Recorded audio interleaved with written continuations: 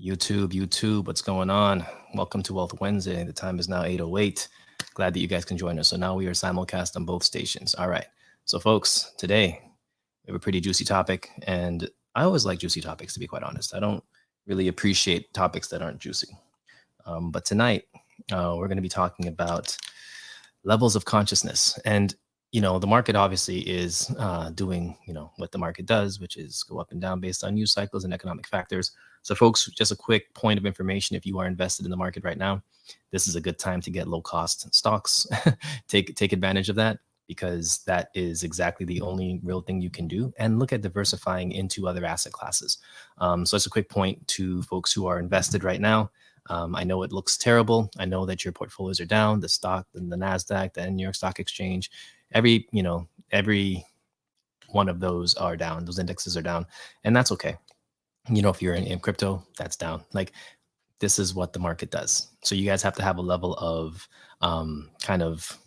you don't get affected by things as easily, because that's exactly what's going to happen right now. So anyway, I can talk about the market, but I think I'll save that for next week, because this week I think this conversation is a little bit more important than the market, because the market's been terrible all year. It's not like this is something new. All right, so let me take off this headset, because I think we're good on YouTube.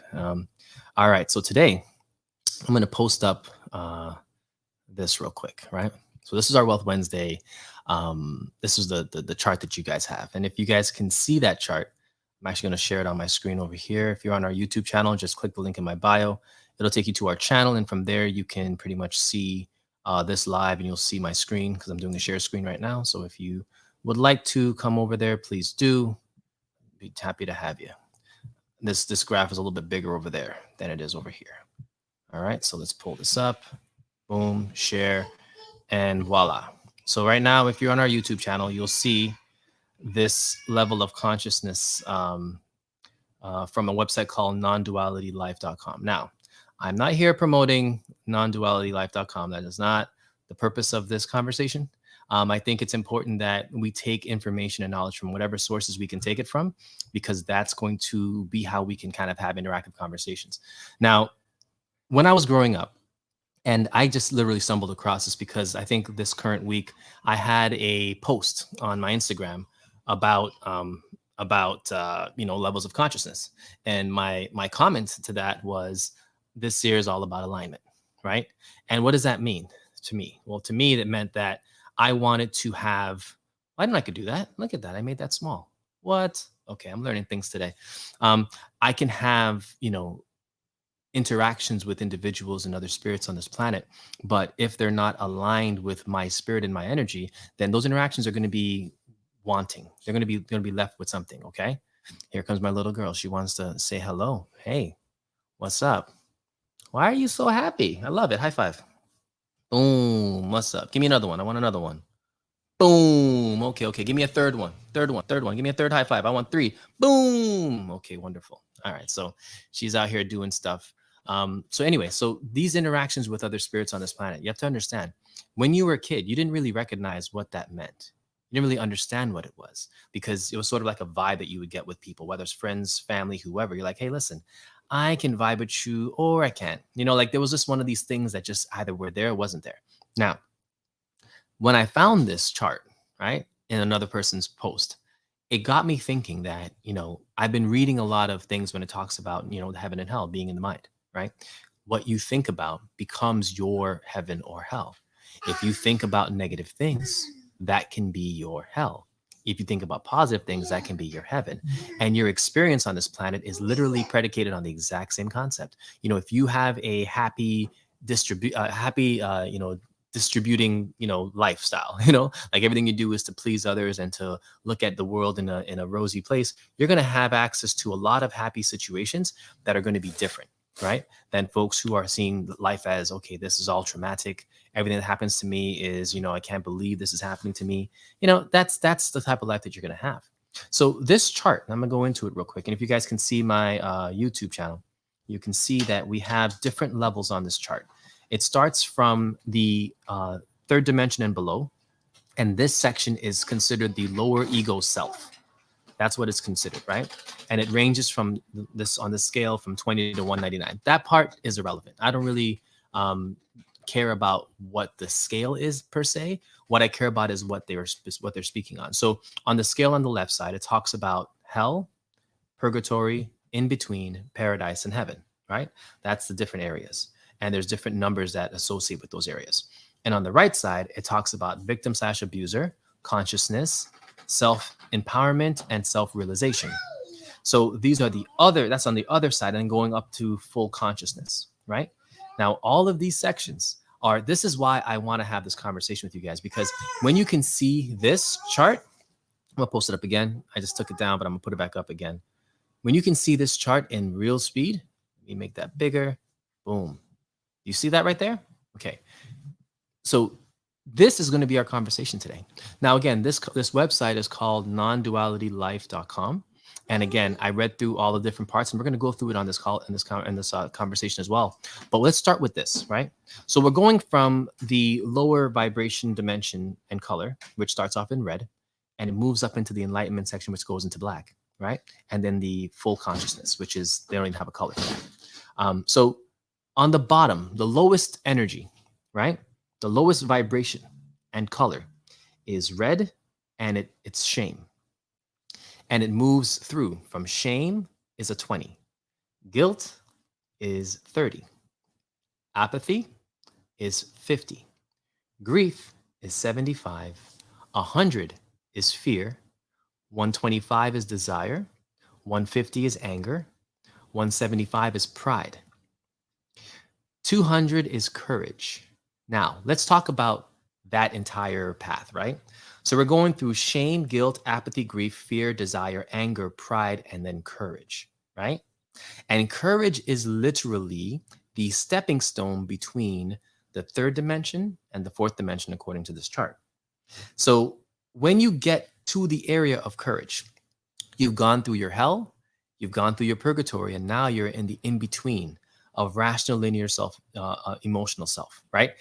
How many of you have looked at your life and seen the path that you've been on, where you're going through a very difficult time, a difficult part in your life, difficult conversations, difficult situations in general, and you experience shame, guilt, apathy, grief, and fear, right?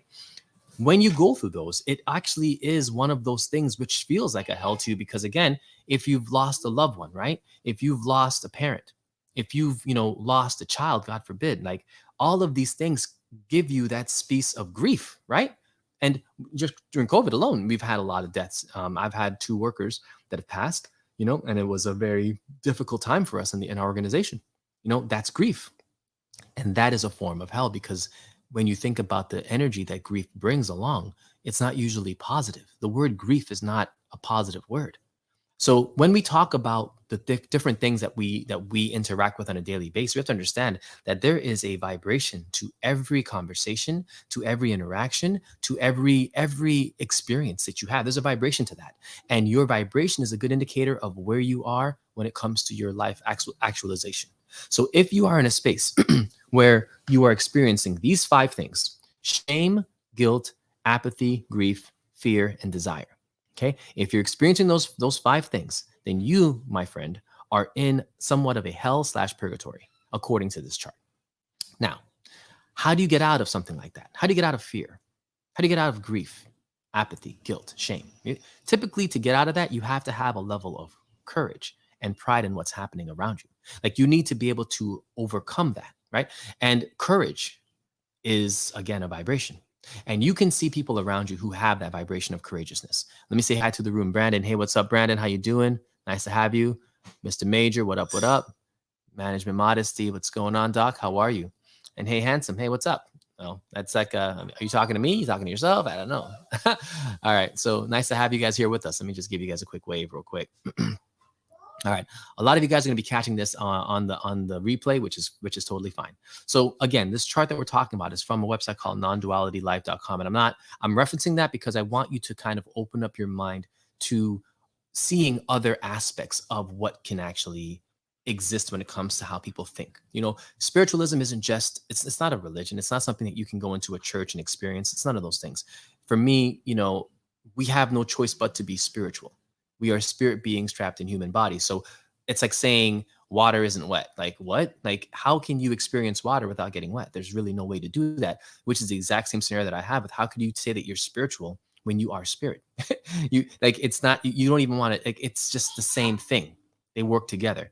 So when you think about courage, courage is the ability, in my opinion, to go through an issue, situation, or circumstance, even if you're afraid, even if you're scared, even if you have grief, apathy, guilt, or shame. It's to be able to go through an experience regardless of those feelings, right? That's courage to me. Courage is not something that you can just wake up with and have. Like, it's something that's developed in your character, and it kind of starts to like build itself over time. And by the time you realize that you have courage, you're already using it to get you out of a situation, right? So for me, seeing as courage is literally on the line at 200. And it's the difference between being in purgatory and getting into a place of self empowerment. I think that everyone on this call needs to start looking at where they put their courage, what they put their courage into. Are you only courageous when you're around your friends? Are you only courageous when you drink or you're intoxicated? Are you only courageous when you're playing sports? When do you experience the energy, the vibration, the existence of courage in your life right now? When does that happen? And if you could bottle that experience and that energy and apply that across the board to all of the things that bring you into your own hell of your own making, right? That is probably the key to getting you out of that first level. So it's important that we think about, again, what happens when you're not courageous. When you're not courageous, you're usually a victim. You could also be an abuser.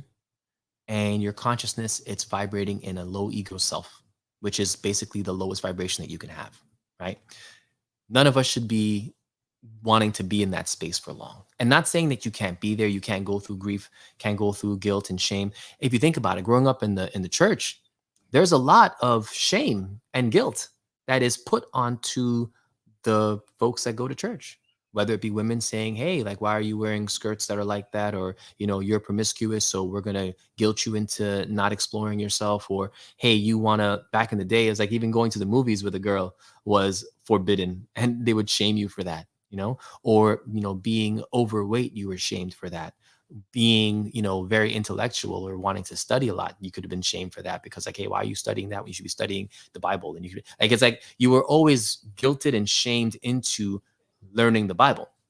As a kid, this is what I experienced. Like, this is my experience. And how I rose above that was I said, listen, you can't guilt me into anything because I'm going to do whatever I want.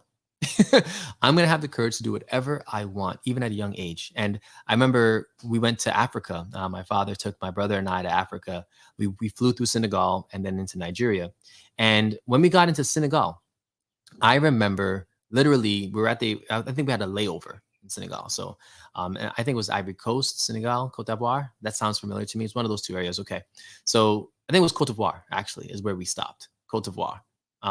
And we were there for maybe 6 hours. So we get there and we have 6 hour wait. I'm like, all right, I'm not going to sit in this airport for 6 hours. Like, I'm going to go do something with myself. So what did I do? Got the hell up and walked around the airport. Wasn't a big airport. At 2 levels, there was like a museum artwork thing on the second floor. But I didn't tell anybody I was leaving. I just got up and walked away.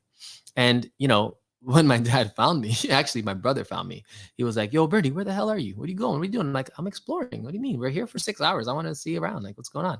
Like, for me, there was never fear when it comes to those types of things, or feeling of guilty or shame because I left my family to go explore. No, I've always done that. I remember there was a trip where my mom drove us to Disney World or Disneyland, whichever one's in Florida. And we went there, went to the Universal Studios. And we went there in a church van. I think there was like probably 12 of us in that van. And, at one point, I think everybody went, we went to a Universal, like a ride. I think it was not a Formula One, but some type of race car, like 3D seats that vibrate and move and like the big screen. I was like, okay, I'm definitely doing that ride. That's the ride that I want to be on. So we went on that ride as a group. And then I went back to that ride and I kept going on it over and over and over again. 2 hours later, my mom's freaking out. She's like, "Where's Benaj? I don't know where he is. Everyone's looking for me. They're ready to leave." And I'm still like, I was on the same ride the entire time. And it was funny to me because I didn't have guilt or shame or grief that they weren't around or I didn't see them. I was like, I'm like, I have a desire to experience Universal Studios. And that was stronger than grief, guilt, and shame.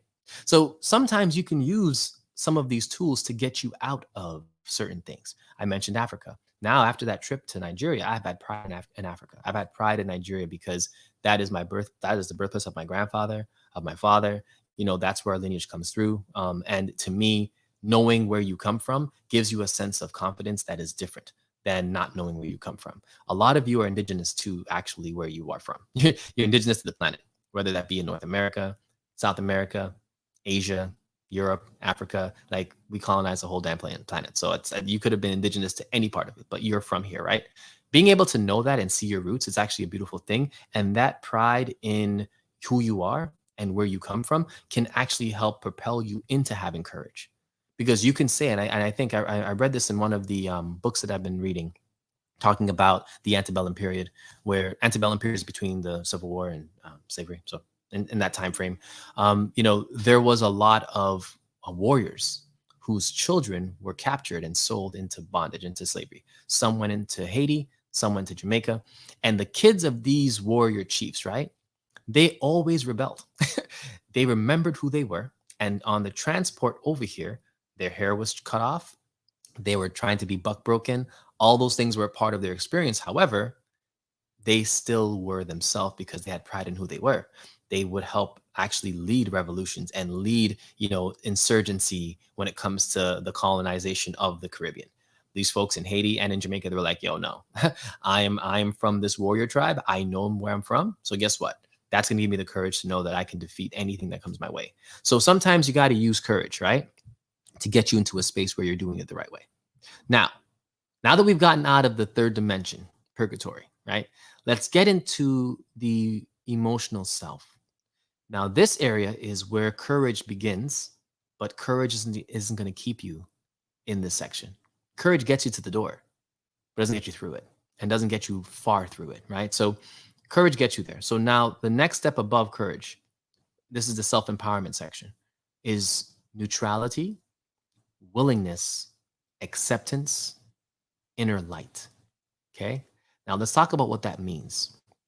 Neutrality. What does that mean? That nothing bothers you. You realize that everything, and this is my interpretation, that everything around you is an experience that's going to benefit your life in one way or another. There is no you're right and you're wrong. There's just what is, right? And being in a neutral space allows you to see even yourself from an angle of not just I need to be right. I need to be the one that gets their way. I need to be no. When it comes to neutrality, you're looking at life as an experience and you're valuing the experience over what can come out of the personality that you are in the experience. Because when we think about what separates you from being in the third dimension and being in the fourth dimension in this scale here. So let's go back to the scale. For me, what separates you from those two areas is how much of your personality, the skin that you have on top of you, this person is shining through, as opposed to the spirit underneath, deep inside of that. Because a part of us is cosmic and universal and continues on into eternity. And another part of us is temporary, right?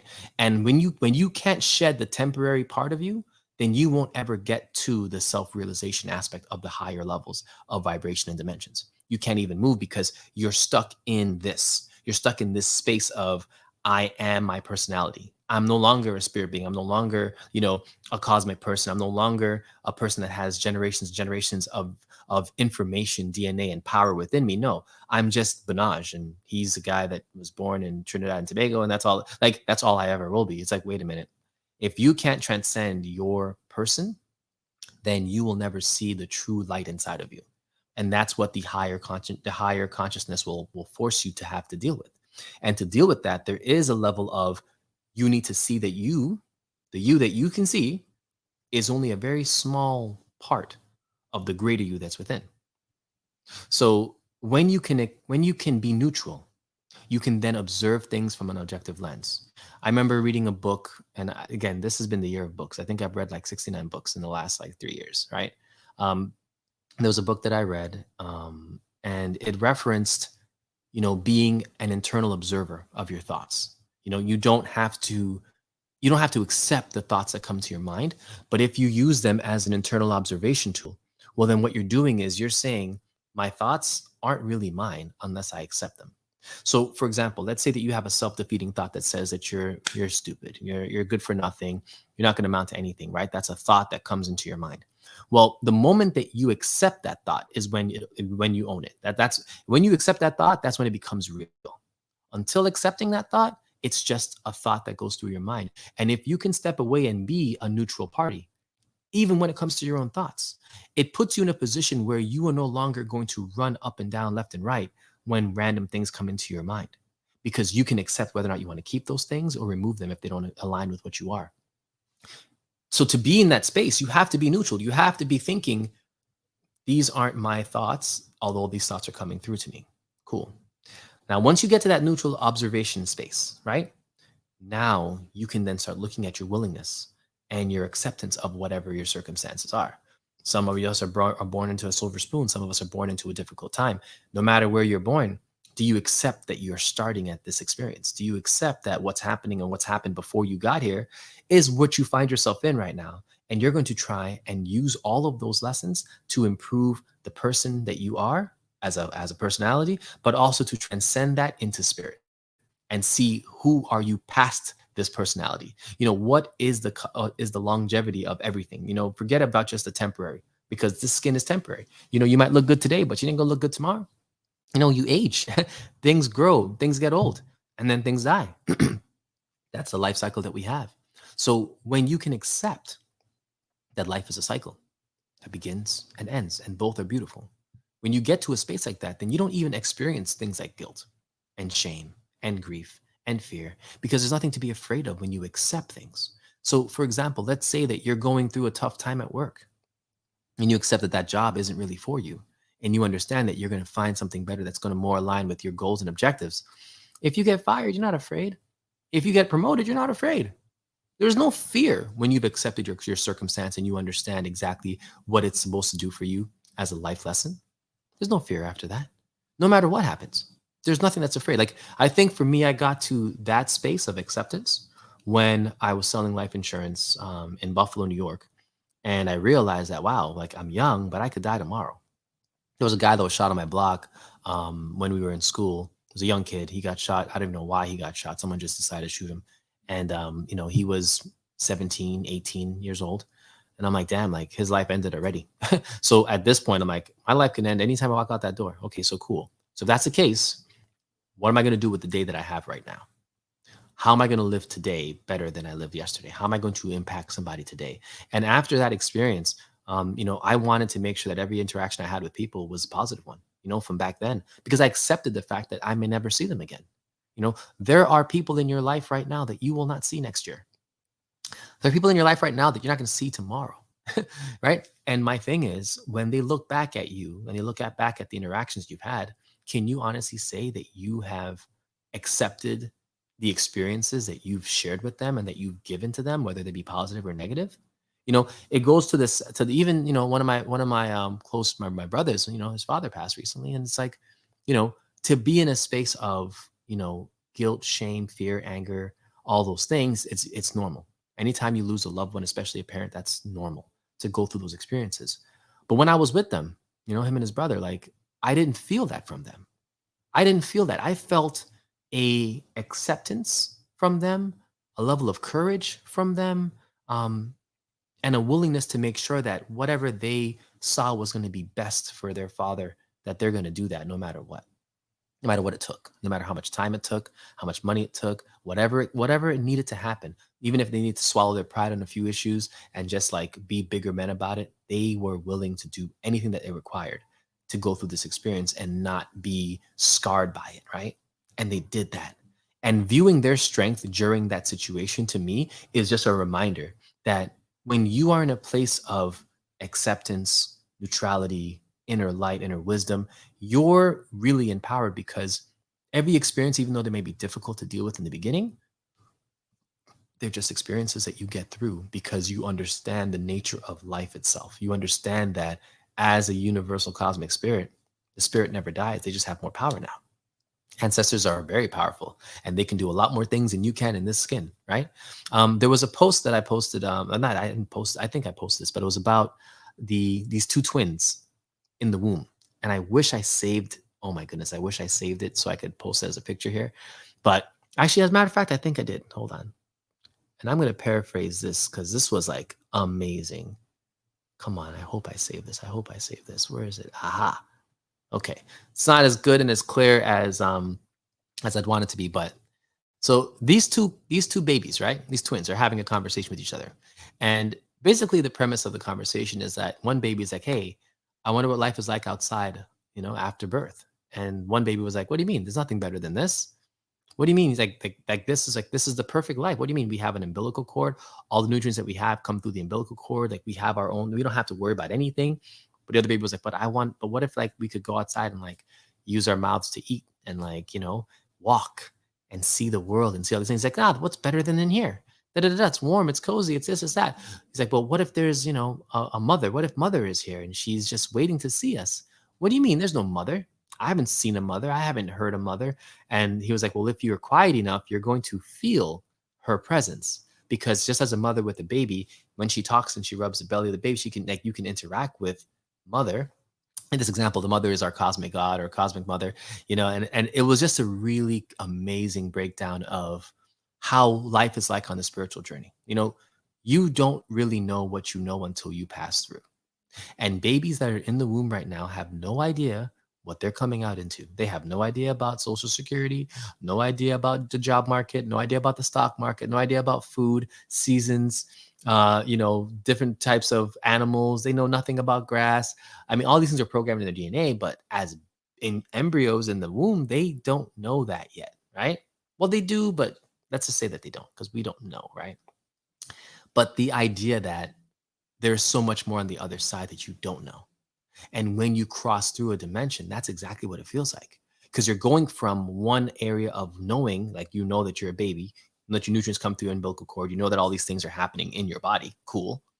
But when you're delivered, when you're born out the womb, now everything is new. The lights from the hospital are new. The people looking in your face are new. The sounds, the smells, the touch, the feel. But what is comforting is that mother's breast milk, right? What is comforting is the bosom. What is comforting is the nurturing energy that you feel when you're cradled by this giant that you don't even, you know who it is because you can feel it, you know who it is, but you can't see him because you're blind at that age. You can't see anything, everything's blurry to you. But you know that you're being held by your mother. Because if anyone else holds you and they don't have the same smell that you smell on your mother, you're going to wild out and not be as comfortable, right? Isn't that beautiful? Like that story was beautiful to me. And I think that that is why, it's important that when we think about consciousness, and we think about going through from level to level, whether it be, the third dimension, fourth dimension, fifth dimension, all of these things, enlightenment, getting all the way up to the top, every time you go through one of these boundaries, you're actually creating a whole new experience, that's going to be unique and it's going to have its own requirements that you're going to need to get through it. I tell folks in relationships that, when you go from courting to dating, that requires a certain level of tools. From courting, you have to be self-aware. You have to understand what your strengths are, what your weaknesses are. You got to understand where you are as a person personally. Because if you want to date a man or a woman, you need to know who you are and what your goals and objectives are, right? So that's the courting phase. But knowing who you are doesn't mean that you're going to have a successful, dating phase. That doesn't translate directly. You know, now to date somebody now, it's not just about knowing who you are, it's about being able to discover who the other person is. So again, what tools you use to get to the space where you could date somebody aren't the same tools that you're going to use during that process, right? And then when you go past dating and you decide to get engaged, well, then again, another set of tools you need to utilize to get through that process, which is okay, now that I understand myself, this courting phase, and now that I'm engaged, dating phase, I had to understand the other person. Okay, cool. Now we both have to understand collectively that we're about to create something new. And creating something new means that I'm losing a bit of myself, you're losing a bit of yourself, but hopefully we're not losing it by elimination. We're losing it by increasing, into a higher space, right? Think of it as the umbilical cord. When the babies are being born, they're losing the umbilical cord, which is their individual connection to their mother. But what are they gaining? They're gaining breast milk. They're gaining food from outside. They're gaining actual fruits, vegetables, all of these things that they can use to nourish their body even more so they can grow even bigger because breast milk has a limitation. You can't grow forever on breast milk. You need to have other nutrients, right? And that's the same thing as a relationship. You're not adding by subtracting. You're adding by increasing the entire game. And that's where we have to get to as a people, where we realize that, we don't add by subtracting. You do not get better by losing parts of yourself. You get better by transcending those parts. And when you go from dating, engaged to marriage now, same thing. You have to transcend the dating phase. It no longer is about me, my, and mo. It's about we, and we. Like that's what it turns into. And then from there, you transcend into having, the parental aspect of it, where now it's no longer just about the couple and the relationship. It's about, wow, how do we navigate now the children that are coming from this relationship? So each time that you do this and this is just in the physical, like we're going from single to dating to engaged to married to parents, right? That journey, everyone goes through that if they're lucky, right? You go through that journey, and every stage requires a different level of understanding every time. Now, on the spiritual side, it's the exact same thing, but the requirements are different levels of vibration. So you cannot go from victim abuser consciousness to self-empowerment without going through that area of courage and pride. You have to have pride for the process and courage to go through it. Without that, you can't even you're not even getting through, right? Now, to go from self empowerment to self realization, the part that you have to get into is the inner light. So if you don't believe in spirituality, if you don't believe in there's anything more than what your personality is, which is the person that you are today, the characteristics that you have, the hair color, the eye color, the melanation, whatever you are, right? If you don't believe there's anything more to you than just that, then you won't ever get to the spaces that I'm talking about, where consciousness and these dimensions get closer to where heaven is like. You're not going to get there, because to get there, you have to shed that personality. Now, this gentleman, and I'm going to read one of the spiritual topics that he brings into, because this is beautiful, right? So if you're on our YouTube, I'm going to just read this to you. Um, Spirituality, on the other hand, refers to spirit and your true nature. And the first step is to know that your true nature is which is beyond the personality. In fact, something that is hidden by the attention and focus that the personality has required/acquired all your life. The essence of that which you truly are is also the foundation of life as a whole. Seems to always be missed for its immenseness, um, is ungraspable for the personality. Knowing, being, and living from this place of truth is spiritual integration. Some sages advise us to just relax, stop, drop everything, including the personality, and realize in this unchanging peace and silence that you are always there, this place of spirit, that you're always there in this place of spirit. When one is quiet, you will notice that life or spirit is always offering itself and communicating. You just have to be aware and receptive, right? So he's talking about spirituality and the way that it works. Like in order to experience spirituality and to understand that you are spirit, you've got to let go of ego. You got to let go of your personality, and to do that is not easy. A lot of us think that we need to hang on to that. And one of the things that I love about yoga, and this is kind of where this gentleman he takes this, right? Yoga um, predates um, yoga predates the Indus Valley civilization in India that existed around 5000 BC. The purpose of yoga is in its name. Yoga means union. How many of y'all knew that? I mean, any of you yoga folks that take yoga, you probably know that, but I didn't know that, right? Yoga is a spiritual practice that's developed to help facilitate the ultimate union with one's true nature, right?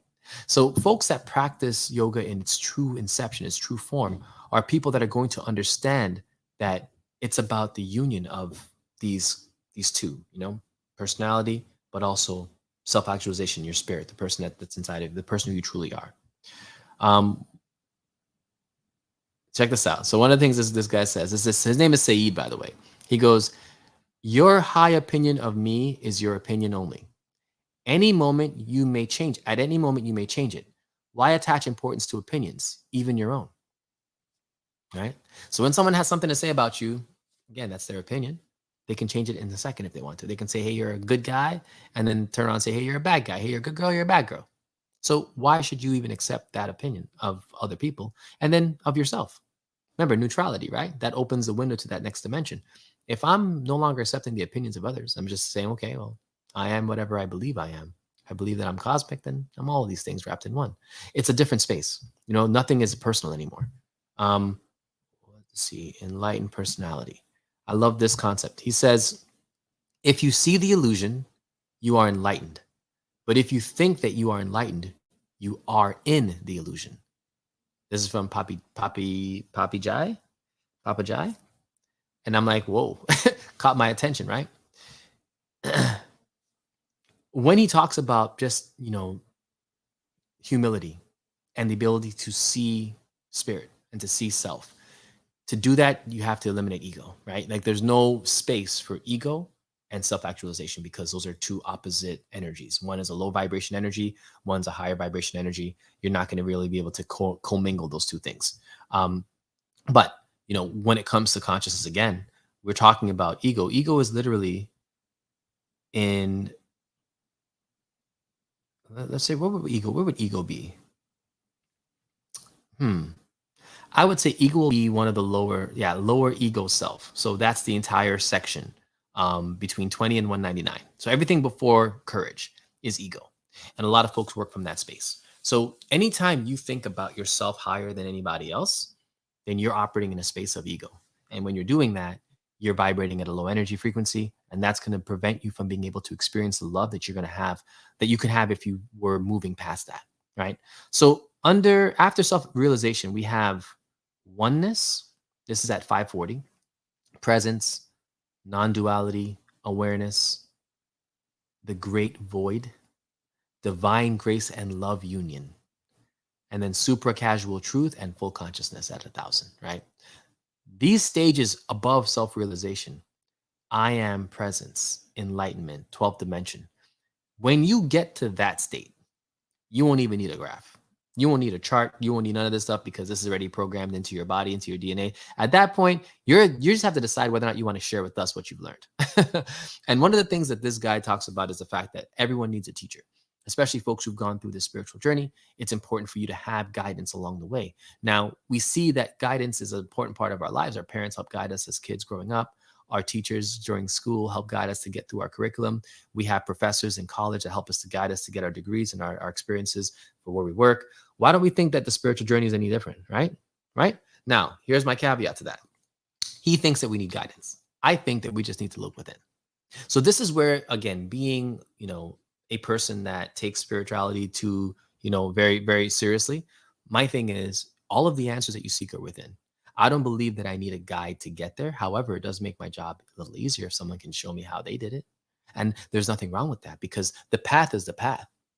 Everyone's going to be able to experience that path in different ways, and it's going to be a beautiful thing. But if I could leapfrog certain sections of the path to avoid certain pitfalls that other people are going through, why wouldn't I want to do that too? So it begs the question, do I need a teacher? No. But would one be helpful? Yeah. I mean, it would be, right? Because that way you can learn from the experiences of others and basically advance quicker through the process, but it still requires you to go through these areas, going through these different vibrations and getting into a space of where you're open to learning from yourself from within. So, one of the things that catches my attention is in the section of divine grace and love union. It's black, right? Complete void, like right above the great void, blackness. That's where divine grace and love meet, right? Now, in Blackroot science, the author talks about divine unity, right? As that's really the definition of God. Like when we are in divine unity with each other, that is when God exists, when we're all together as one, where we see, we feel, we breathe, everyone's essence, everyone's energy is all united, right?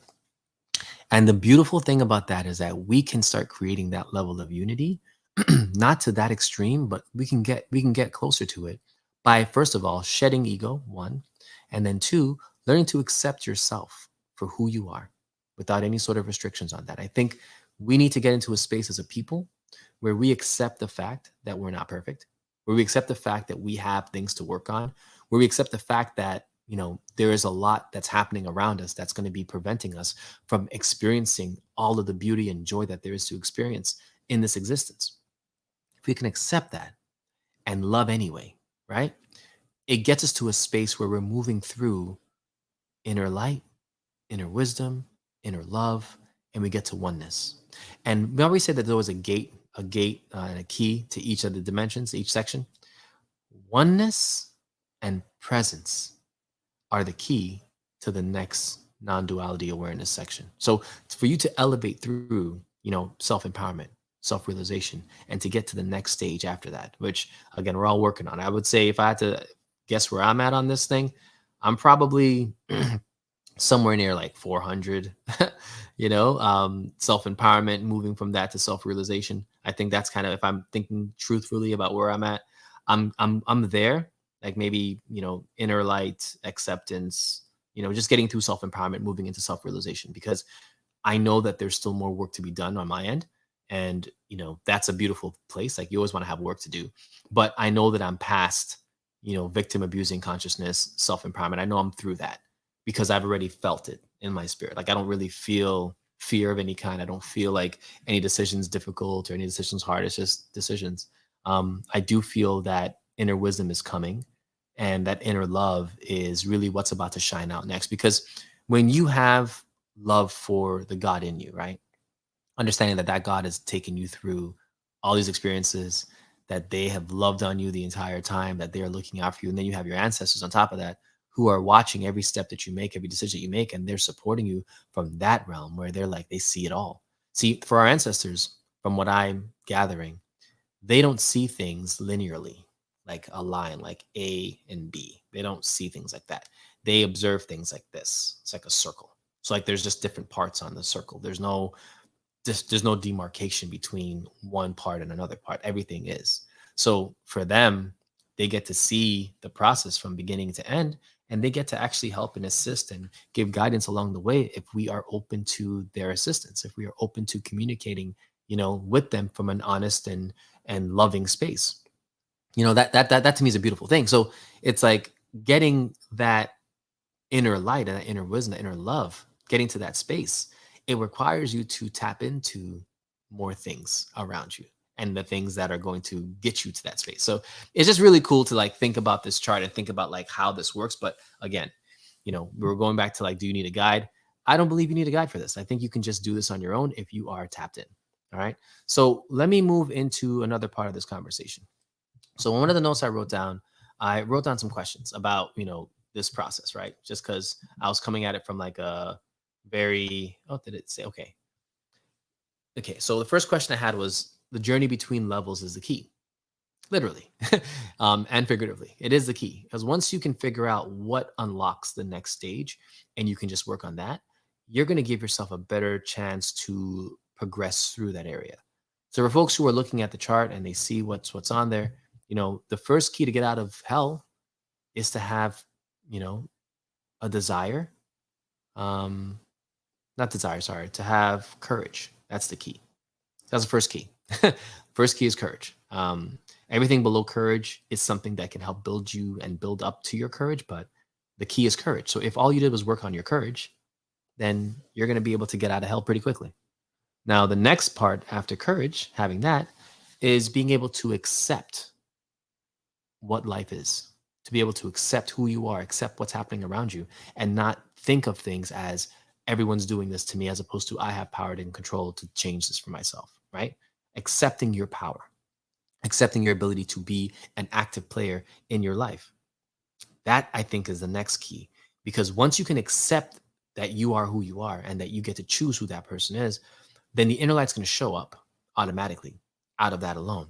And that will be the next key into getting into the self-realization space, which is where I think I find myself, is getting, again, going through that threshold now, right? And that space is a space of inner wisdom, inner love, oneness, right? That's new humanity consciousness. Like that's what it's referenced to in here. But I call that just getting connected to self and getting connected to God in you. That's what I would call that. Because once you are in that type of paradise, which is the higher self, that's what it's called, you no longer see lower vibration things as a problem. You see it as a process, but it's no longer your issue because your only concern is inner love and seeking God's face, right? The Bible says, "Seek ye first the kingdom of God, and all those things will be handed onto you," right? Same concept. The kingdom of God is not a place. It's not on a map, right? The kingdom of God, in my opinion, is inside of you. That's where it resides. It's in your thoughts, in your minds, in your deeds. So when you seek that first, which is the inner wisdom, the inner peace, the inner light, everything else happens after that. And I think that's the last key. Once you get to that space, so all we got to work on, y'all, honestly, is the courage key and the acceptance inner light key. Once you can unlock those two doors, everything else is a cakewalk. And by cakewalk, I don't mean that it's going to be easy, but it's going to be easy because once you've gotten past all of the red tape, you've gotten past ego, got past self, and you're now in a space where you can see who you are and why you're here. It's a matter of just opening up to that and being one with that. And it requires very little work at that point because you're already in a space where you understand why things are the way that they are. And you have access to people that are going to tell you more. And the I am presence, right?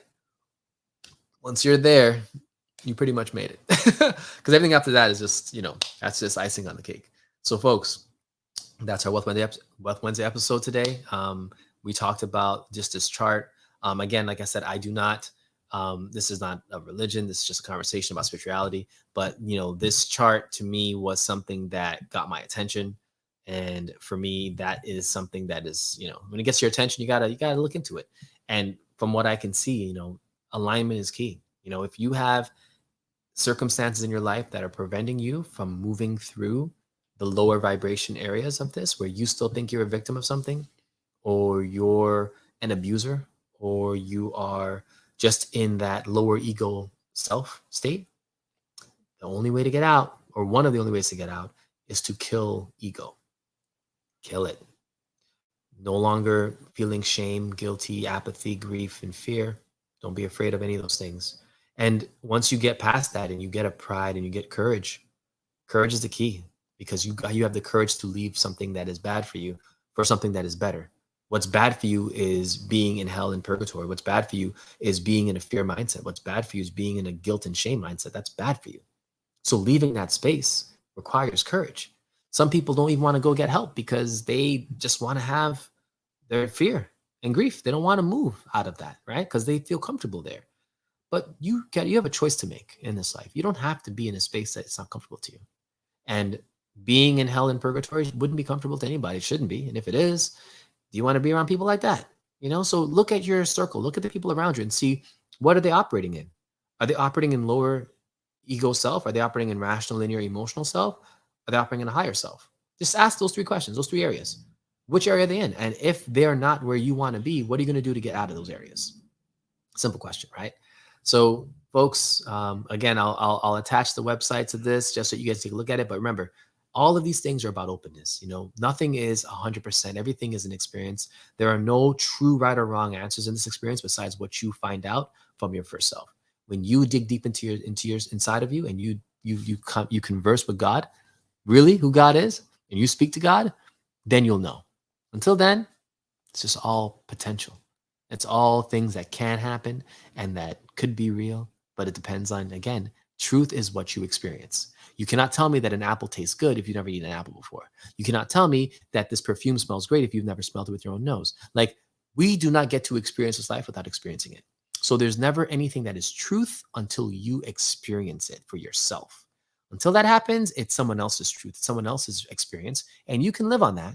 But until it's your own experience, it's not going to be the same. It's not going to feel the same. So take this time, everyone, to really dig into your experience, like really becoming more aware of what you're experiencing, being more conscious and more present in your current environments now.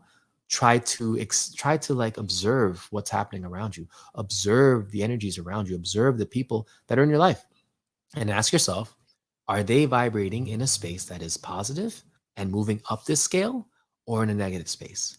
And then once you get to that understanding, ask yourself, where are you vibrating? Where's your energy at? Where do you think you land on this scale truthfully as an observer? What is your space? Neutrality, right? Because to empower yourself, you've got to be neutral. So let's do that, guys. So between now and next week, I want everyone to really kind of go into this graph for themselves and just think about where do you fall on this chart and what tools are you putting down in place to help you climb through it to become, closer to self-empowerment or self-realization according to this chart. Okay.